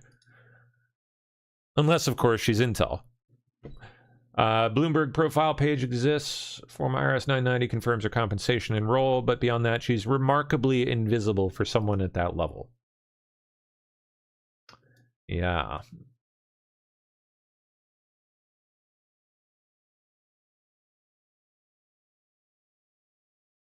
Where'd she go to school?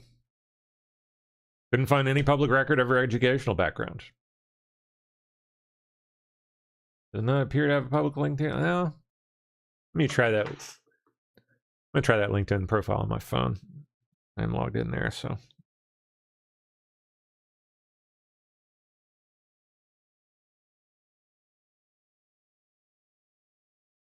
see if there's any info there.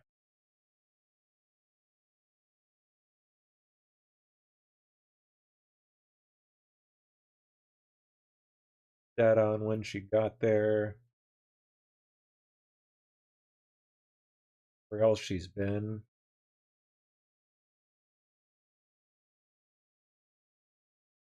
Seriously? If this is even her, which maybe it's a fake profile, I doubt it. I'm sure it's gotta be her. Not an active profile, really. But the only thing she lists under experience is the SPLC, Director, Admin, and Finance. That's it. It really is a ghost.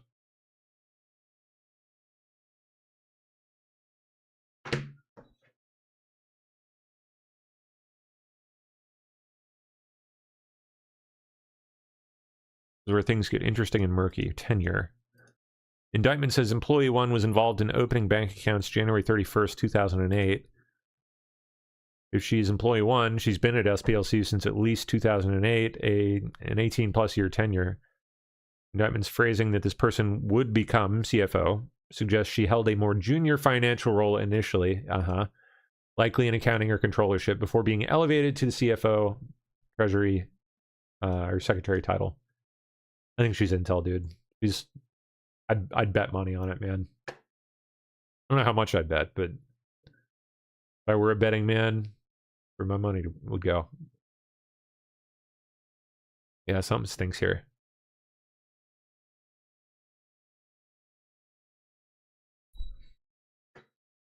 Interesting.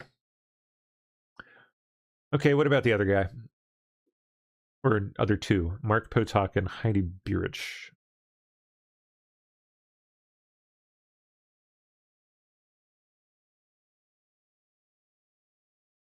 Now, at least one of those names I feel like I've heard. Could be wrong, but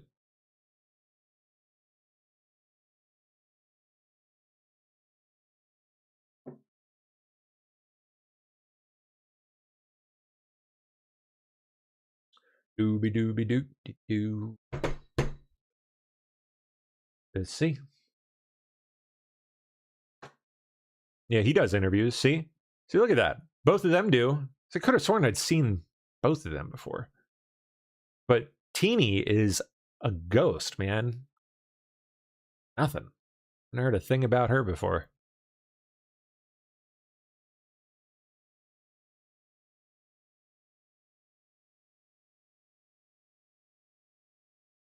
Yeah, okay. Covered Waco and Oklahoma City. That's probably where I'd know the guy's name.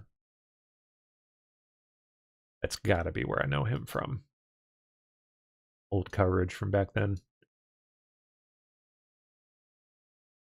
And Heidi Burich, UC Berkeley, Purdue.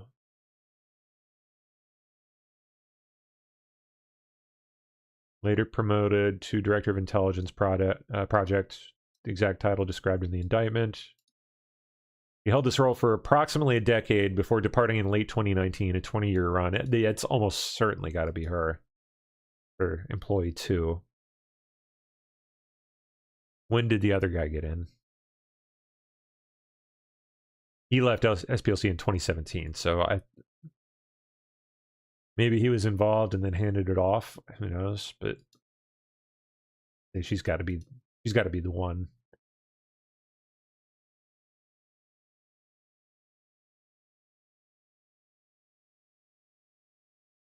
Co-founded the Global Project Against Hate and Extremism.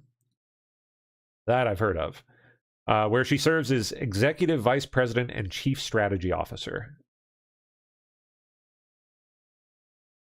Sounds sketchy. Okay.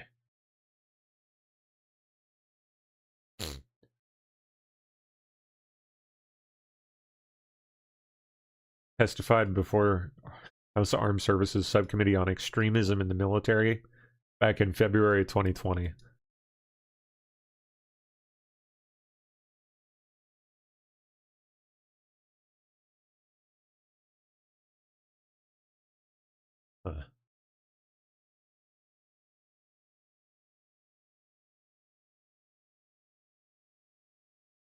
Yep, Heidi Birch is the stronger match.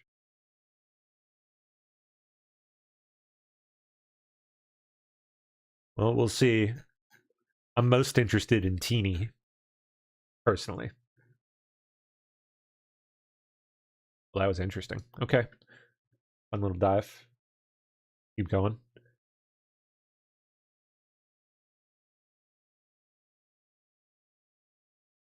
Still trying to get DHS funded. Jeez, almighty.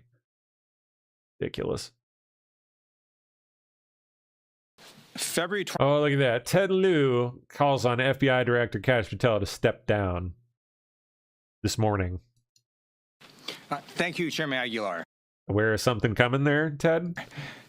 February 25th of this year, Transportation Secretary Duffy posted a picture of Trump's cabinet and arrogantly boasted best cabinet since 1776.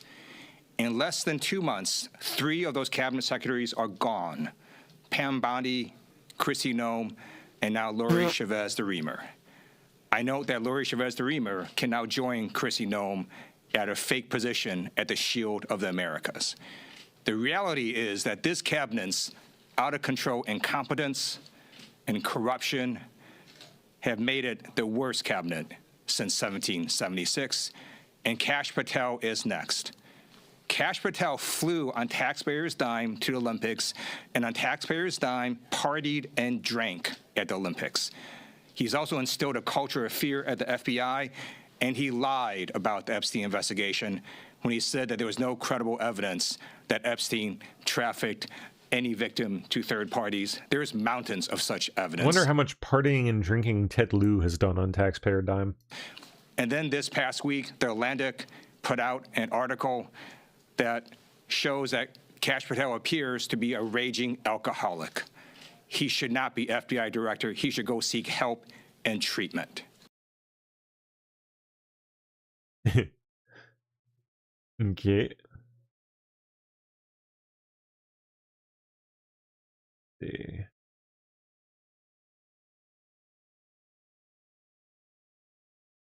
Good.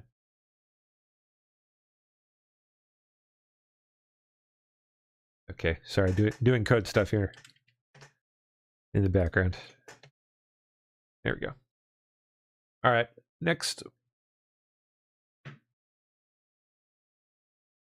Chris Murphy tries to gaslight a Fox News reporter. Twitter's become kind of a cesspool. I probably should give up on sarcasm on Twitter. Obviously, anybody that's seen anything that I have said about Trump's war knows that I think it's bungled, mismanaged, and he should end it as quickly as possible. But sarcasm is not something, I guess, that's allowed on Twitter any longer. Do you regret the post? Are you planning on taking it down, or are you going to keep it up? I mean, I guess I just have to be more careful about sarcasm on Twitter. Twitter's become kind of a cesspool. Okay. I have no idea what that was about, but oh god, now we get to my wonderful home state. Map would likely mean Democrats would control 10 of 11 districts in Virginia. We at Fox spoke with voters across the Commonwealth, and they tell us they are split over this decision to redraw. Oh yeah, of course, all the retards are all for it. I think it's extremely disgusting. Spenberger's campaigned as a moderate. She's ruling as a extreme left wing. We vote yes so we can keep the balance of power because of what Texas is doing. They're redistricting so they can have more pro-Trump seats. And I don't necessarily want an anti-Trump seat, but I want someone who's going to balance it out.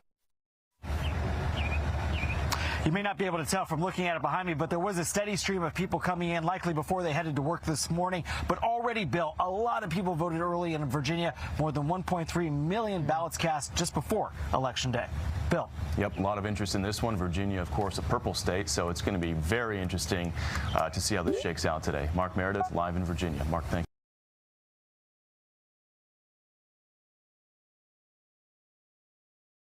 Also in Virginia. Breaking news moments ago, the adult 18-year-old illegal immigrant found guilty of sexually Oh yeah, this whole thing. assaulting several high school girls in Virginia has just been sentenced Several. to 100 days behind bars. And one Oh, is that it? election there. He's actually 19 years old. We know he was 19 years old attending that school as an adult.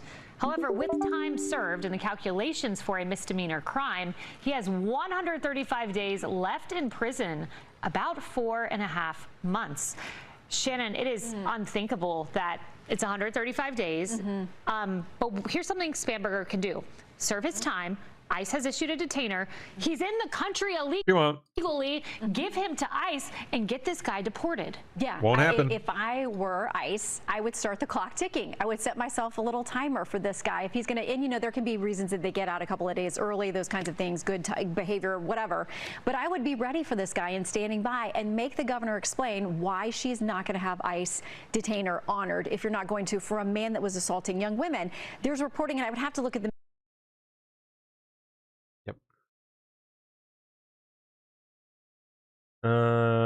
Fake news debunked by Semaphore, left-leaning outlet many weeks ago. What? Howard Lutnick's old firm did not, in fact, profit from Supreme Court ruling on tariffs. Oh, that claim.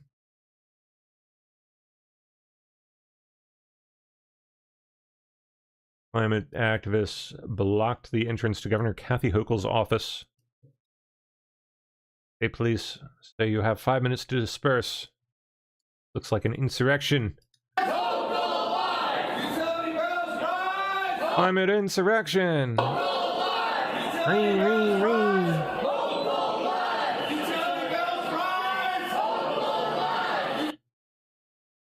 I don't know what they're saying. Oh, James O'Keefe. Top U.S. nuclear engineer caught leaking sensitive national security info to a stranger. Reveals Army chemist was exposed to U.S. chemical nerve agent. Confirms U.S. strike killed children in Iran. Discloses U.S. plans to kill Iran's new supreme leader.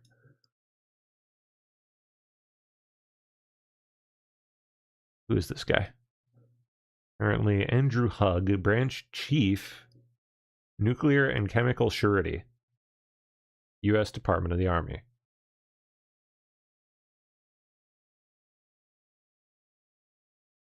Wow. Go national security. He might kill the next guy, the son. His son. If he does the same way that he already killed. We're gonna shoot missiles and destroy some stuff. Yeah. But if you want to like win, if you want to like make the country do what you want, you have to put people there. Listen, are you saying that we killed kids in the car? Did we actually? I think there's been some collateral damage, yeah, for sure. They always die in war.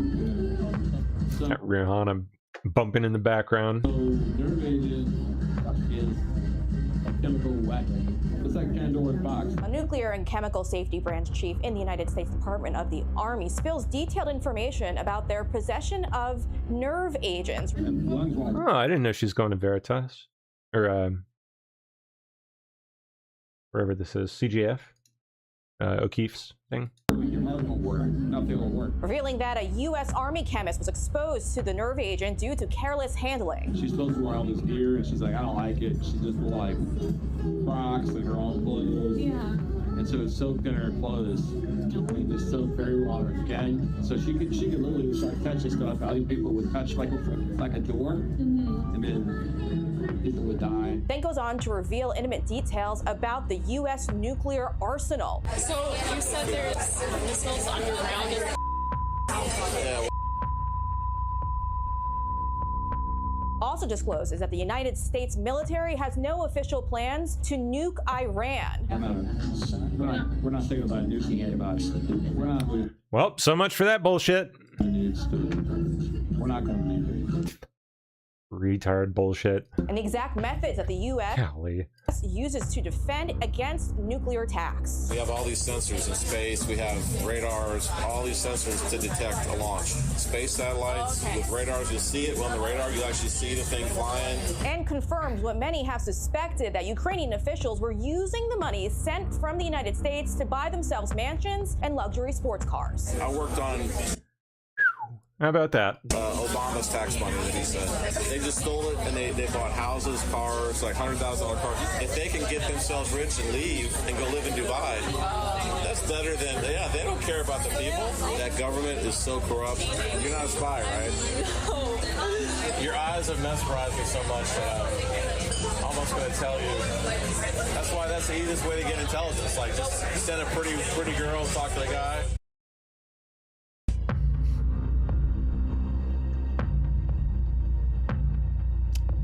Yeah, wow. Interesting.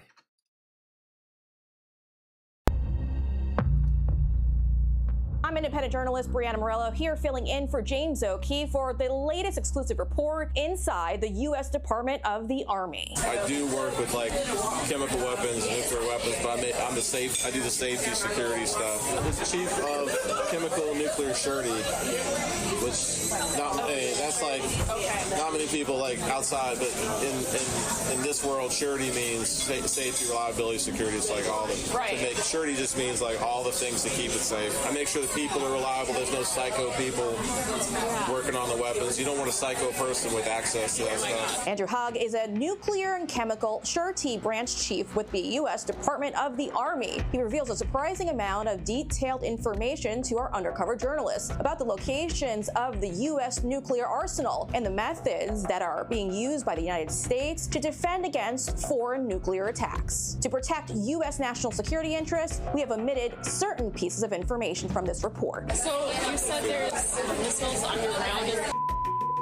Yeah. In the Cold War days, we had them like all over the place. But now we've kind of shrunk them down with Russia working with treaties. But then now you got China that's like, well, I don't have a treaty.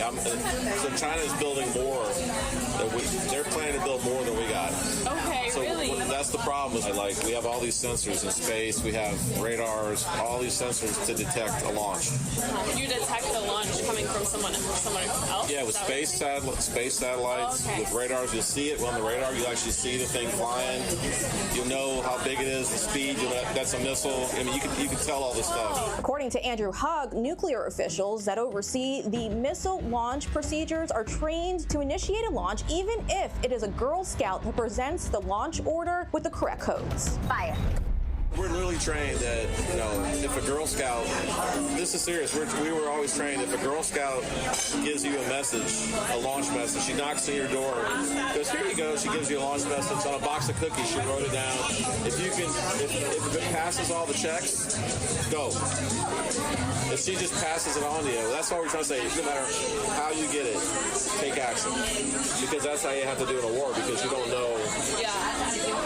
They can take down most of the communication. Right. So it's an extreme example, but we actually would train that. Like no matter what, you go. While the example may sound humorous, imagine if this branch chief was actually talking to a Chinese spy. He has now just revealed where our nukes are stored and the exact method we would use to defend ourselves against Chinese nukes. And even revealed that if China wanted to trigger a false launch from the U.S., all they need is the launch code and a Girl Scout. On a second interaction, Andrew Hugg went into details about the war with Iran, confirming that there are no plans to nuke Iran. But in the wake of the February assassination of the Ayatollah Ali Khamenei, Hugg tells our journalists that President Trump is going to kill his son, Mojtaba Khamenei, if he, quote, doesn't change his ways. Do you think we're actually going to? We're not moving nukes we're not going to nuke it. We're not doing that now. Yeah. We're not thinking about nuking anybody. Do you think we're going to kill one of them here this year? It's all good. Yeah, I don't know who, but he might kill the next guy, the son. His son? Yeah, because the son took over. He won't be any different. You think they would kill his son? If he doesn't change in ways, then he kills. The journalist goes on to ask Andrew Hugg about the March 2026 strike in Minab, Iran, which killed over 150 school children. It has been deemed a violation of international humanitarian law. This is the moment a missile slammed into an Iranian base in Minab. Weapons experts tell CNN the wings and tail are consistent with a Tomahawk missile. This new video is the clearest evidence yet that suggests it was the United States that struck an elementary school next to that Revolutionary Guards base, killing scores of students. To which Andrew coldly replies, quote, "There's been collateral damage. They, meaning kids, always die in war." I was hearing something that we killed kids in a war in the car. Did we actually? I'm sure there's been some collateral damage. Yeah, for sure. Well, I mean, they always die in war. you fight. I mean, so, but. Oh, we actually did kill a kid out there? Not intentionally, but yeah. Well, I'm sure we've killed civilians in Iran, around that three, like, look at every single possibility, what size weapon I'll try to do here, so let's use this weapon versus that weapon. It might be safer. School over here, we identify what's here. It's an apartment building. But perhaps the most disturbing of all, Andrew Hugg details how the U.S. is researching and developing nerve agents or chemical weapons in a laboratory in Aberdeen, Maryland. So, nerve agent is a chemical weapon that if you spray it on people, it will make a certain enzyme, which is called cholinesterase. It regulates your neurotransmissions. Okay, so with this chemical, as a nerve agent, it kills that enzyme, and lungs won't work, your heart won't work, nothing will work. We have this here in the state Gross. The nerve agent that Andrew is describing here is sarin. It's a highly toxic human-made organophosphorus. Sarin acts as a potent inhibitor of enzymes, and over time, the binding becomes irreversible. In 1987, the U.S. joined the Chemical Weapons Convention, which bans the development, stockpiling, and use of chemical weapons. The U.S. had about 30,000 tons of chemical weapons, including nerve agents. In July 2023, the U.S. completed destruction of the last declared chemical weapons at the Bluegrass Army Depot in Kentucky. As long as the nerve agents are not weaponized, the U.S. is allowed to conduct research and development for scientific purposes such as preventative treatment. However, this becomes more concerning when Andrew Hugg reveals that one of the chemists in that lab was so careless, refusing to wear appropriate safety gear, that she accidentally exposed herself to the nerve agent. If she was just being lazy and she like wore Crocs and she, got lazy. Who's she or what? She's a lab chemist. She's a lab tech. She's supposed to wear all this gear, and she's like, I don't like it. She just wore like Crocs and her own clothes. Yeah. And so it's soaked in her clothes. And just soaked very water. Okay. So she could literally just start touching stuff. Other people would touch like a door, and then people would die. The journalists also questioned Andrew Hugg on Ukraine and whether the diplomats were really using U.S. aid to buy themselves mansions and sports cars. And the nuclear branch chief confirms, quote, they stole our money. They bought houses, $100,000 cars. They can get themselves rich and go live in Dubai. Like I said, I lived in Ukraine and worked there with the government. Really? That government is so corrupt. Like, they stole our money. Like, I worked on Obama's tax. Boy, this guy's just full of interesting tidbits, isn't he? Money that he said. They just stole it, and they bought houses, cars, like $100,000 cars. They're officials in the government. Yeah. So they get their hands on the tax money from you and me. Oh my gosh. And they're like, oh yeah, and then now that it's like 100 billion, 200 billion, they're like stealing it all. So. Dang. Okay, so why would they use that money for that? Wouldn't they need it for like nuclear weapons? Exactly. Yeah. Well, yeah, exactly. Let's jump to this on the SPLC stuff. No small irony, Mike Ben says, in SPLC going from being partnered with the FBI, which they are, literally, to raided by the FBI in under 4 years. I guess I should say were. They were partnered with the FBI. This FBI, I guess not, as Mr. Patel likes to say. His favorite phrase.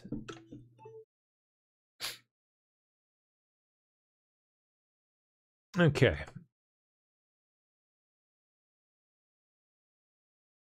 Oh, come on. What was in this?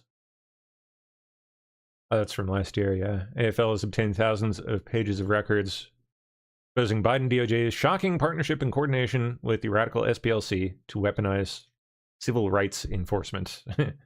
Yeah. No daylight between DOJ and SPLC. Well, I guess there is now.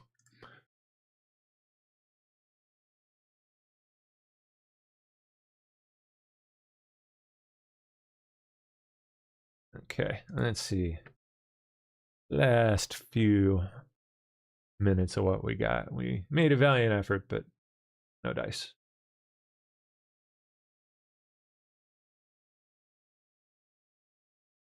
Armed with rifles, two suspects just pulled off a bold $1.8 million heist on a Brinks armored truck in Philly and escaped clean. Another movie tier heist? Another one? in 2026, the year of AI face and body every damn thing tracking and cell phones on every freaking street, every corner, every intersection, everyone that's got one of these, like, seriously? Story on Action News at noon is breaking this hour. A brazen robbery targeted an armored truck this morning in Philadelphia's Tacony neighborhood. Police say 2 armed suspects robbed that truck right here on the 7200 block of Torresdale Avenue. They escaped after taking a massive amount of cash from that truck. Action News reporter Becca Hendrickson another one for us at the scene with an update. The other one was Italy, right? Just the other day. An equally insane number. From police. Becca? John, sources tell me it was $1.8 million stolen from that armored truck this morning. It all happened behind me. I'm told the truck... Hey, I mean, if no one got hurt, tip of the hat. Not bad. Was parked right behind me at the Torresdale bus loop. It was a Brinks armored truck. Police say around 9:43 is when 2 armed men approached that truck. Take a look from Chopper 6. You see the Brinks truck on the 7200 block of Torresdale Avenue. Witnesses say the truck had been on the block servicing a budget financial center. That's when police say 2 males with assault rifles approached the truck. Wow. And according to sources, again, robbed it of $1.8 million before... That, like, literally sounds like that scene from Heat.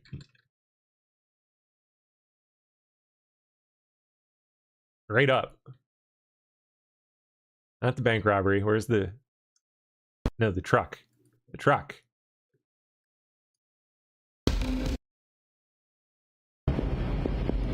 Yeah, there it is. Yep.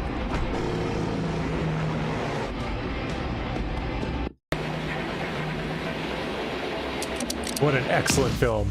One of the best. One of the best ever. So good.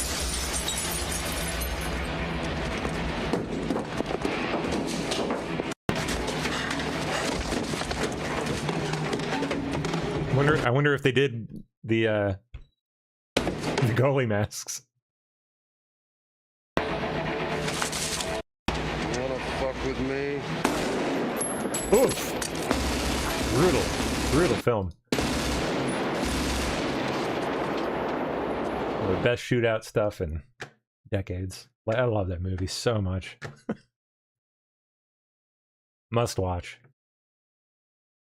All right. Anything else here before I leave you guys? Way up to the top. Maybe anything last minute on the SPLC stuff.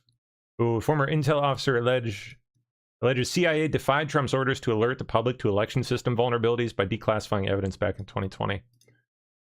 That sounds like something I want to check out later. All right. Devin Nunes departing Trump Media Group to focus on his Intel oversight role. It's almost like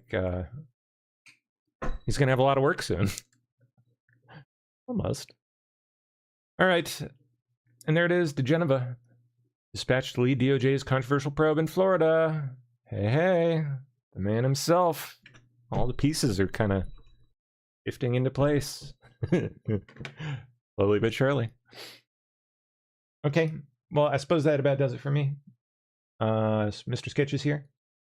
Yes, he is. How you doing, sir? I'm blessed. How are you, brother? Blessed indeed. Back at you. Awesome. Yeah. There we go. Happy Tuesday. Happy Tuesday is right. Especially this Tuesday. I don't know. I'm sure you've seen the news. It's a good one. So. Right on. I was watching some of it right there. Yeah. So. Well, I will let you get to it then, man. All you. Yes, sir. Thank you. Appreciate you. Back at you. Thanks Have a good show. Me. Too. God bless you. Bye-bye. Back at you, man. See ya. What is... All right, YouTube. I'm out. I got a meeting I gotta get to. I'm now like a few minutes late, so I will catch you guys on